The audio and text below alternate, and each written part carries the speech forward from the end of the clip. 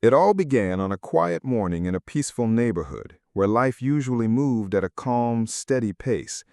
The residents were used to rules, order, and the watchful eye of the local HOA, led by a woman everyone called Karen. She had a reputation for pointing out every little thing, whether it was grass being too long, a fence painted the wrong shade, or a car parked a few inches over the line.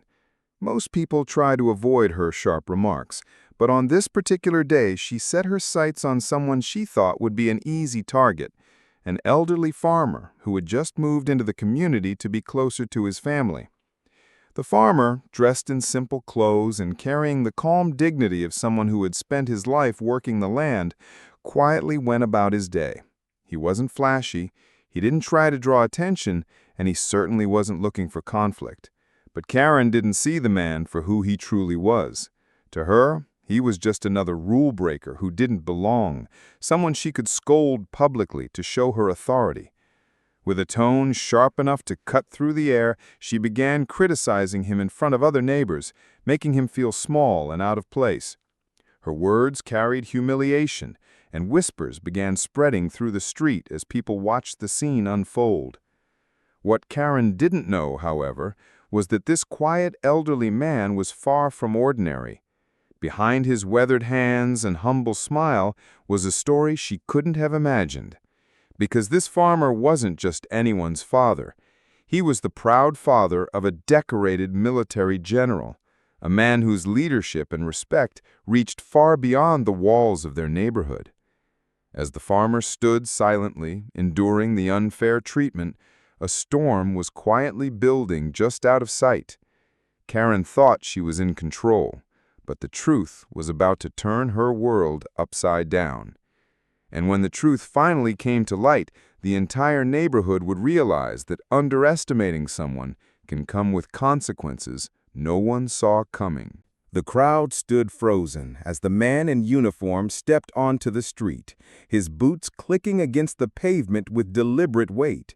His medals glinted under the fading sunlight, a silent reminder of years of service and sacrifice. Neighbors exchanged stunned glances, realizing they weren't just looking at any man, they were looking at someone who carried authority far beyond the reach of their small HOA rules. Karen, however, still didn't understand. She crossed her arms tightly, trying to maintain control, but the nervous shift in her voice betrayed her unease. The general's eyes didn't go to Karen first. Instead, they found the elderly farmer, softening instantly with respect and affection. He walked over and greeted him warmly, calling him father in a voice that carried pride. A hush fell over the crowd, and jaws dropped as the connection became clear. The humble old man Karen had scolded, humiliated, and belittled was the father of a decorated military leader.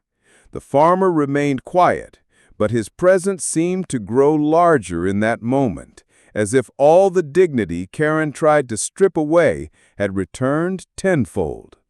But just when the neighbors thought they had seen enough, the tension took another sharp turn. The general didn't simply acknowledge his father. He also addressed the gathered crowd, his tone calm yet commanding. He spoke of respect, dignity, and how appearances could be deceiving. Though his words weren't loud, they carried a weight that silenced even the most skeptical neighbors. Karen's face flushed, but before she could speak, the general pulled out an envelope from his jacket. Inside was something unexpected, an official notice connected to the neighborhood itself, something that could completely shift the balance of power. The sight of it made Karen step back for the first time, her confidence cracking. The neighbors leaned in closer, waiting, breathless. Whatever came next would not only decide the farmer's place in the community, but also reveal truths no one was prepared for. The street was silent as the general held the envelope in his hand, his gaze steady on Karen. Every neighbor leaned forward, waiting for the moment that would decide everything. Karen, still clutching her clipboard, tried to force a smile, but her hands trembled slightly. For the first time, she realized she might not be the one in control. The general opened the envelope and revealed a letter from the city council, one that officially recognized the elderly farmer as a respected community elder and granted him special permission to maintain his small garden. It was a recognition not only of his age, but of his life's contribution. Gasps spread through the crowd. The very thing Karen had tried to tear down, the garden she called a rule violation, was now legally protected. The farmer had not said a word through all the humiliation, yet he had quietly been given an honor no HOA rule could erase. Karen's face turned pale as the neighbors began to murmur. The power she once wielded so freely seemed to vanish before her eyes. But before she could respond, the farmer finally spoke. His voice was calm, steady, and surprisingly strong. He didn't scold or insult her. Instead, he thanked his neighbors for their patience and reminded them that true respect comes not from titles or authority, but from kindness. His words struck deeper than any punishment could. And just when the crowd thought it was over, the general delivered one final twist. He revealed that he had recently been asked to serve on the city's advisory board overseeing community associations. In other words, he now held influence over the very rules Karen had used against his father. The look on her face told everyone she understood the meaning. Her reign of control had come to an end. The crowd erupted in quiet applause, the tension finally breaking. The farmer simply smiled and returned to his garden, while Karen stood frozen, realizing the lesson she never expected. Respect cannot be demanded, it must be earned. As the crowd slowly began to disperse, the neighborhood felt different, lighter somehow. For the first time in weeks, there was no tension in the air, no sharp voice cutting through the calm. Neighbors approached the farmer, offering smiles and gentle words, some even apologizing for not speaking up sooner. The children returned to playing on the sidewalks, their laughter echoing as a reminder that peace had returned to their street. Karen, once the loudest voice in the community, stood silently at the edge of the group.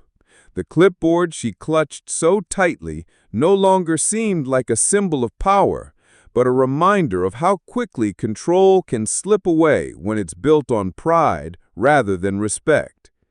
She lowered her eyes and quietly walked back to her home, leaving behind the authority she had once claimed.